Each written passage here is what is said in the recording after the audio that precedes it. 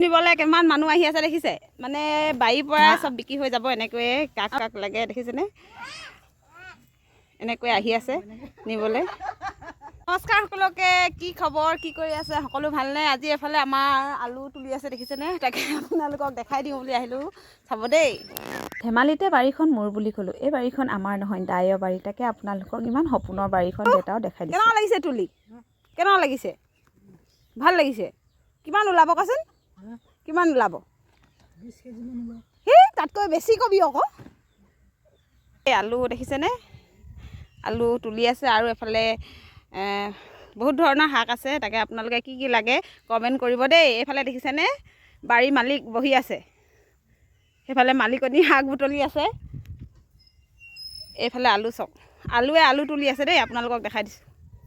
এইফালে এই ভেটি মূলা আৰু ধনিয়া আছে দেউতাৰ আচলতে এখন সপোনৰ বাৰী বুলি কিয় ক'লোঁ আপোনালোকক তাকে অকণমানকৈ ভাঙি কৈ দিছোঁ শুনক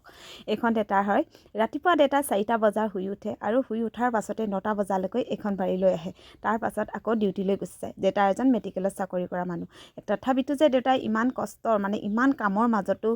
এজন চাকৰিয়াল মানুহ হোৱাৰ পাছতো এনেকৈ এখন বাৰী পাতিছে সেয়াই বহুত মানে ভাবিবলগীয়া কথা নহয়নে আপোনালোকে বাৰু এনেকৈ বাৰী পাতিছেনে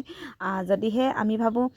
এজন চাকৰিয়াল মানুহেও যদি এনেকৈ কষ্ট কৰিব পাৰিছে ৰাতিপুৱাৰ পৰা গধূলিলৈকে তেনেহ'লে আমিবোৰ সৰু সৰু মানুহ কিয় আমিবোৰ কৰিব নোৱাৰিম আমিওতো এনেকৈ এখন শাকনি বাৰী কৰিব পাৰিম আমাৰোতো কষ্ট কৰিব পাৰিম নোৱাৰিমনে এজন মানুহে যদি অকলেই ইমানখিনি কৰিব পাৰিছে তেনেহ'লে আমিবোৰে জানো ঘৰৰ সকলো মানুহে লাগি ভাগি এনেকৈ এখন বাৰী পাতিব নোৱাৰিমনে তথাপিতো দেউতাৰ কষ্ট মানিবলগীয়া নহয়নে দেউতাৰ সপোনৰ বাৰী বুলি এইকাৰণে ক'লোঁ ৰাতিপুৱা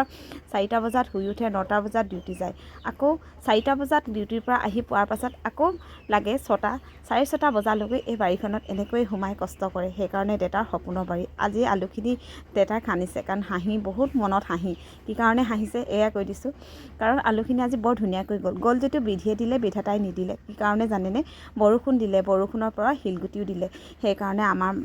দাই বাৰীখন অলপমানকৈ আলুবোৰ বেয়া হ'ব ধৰিলে তথাপিতো প্ৰত্যেকটো বস্তুৱে আপুনি পাব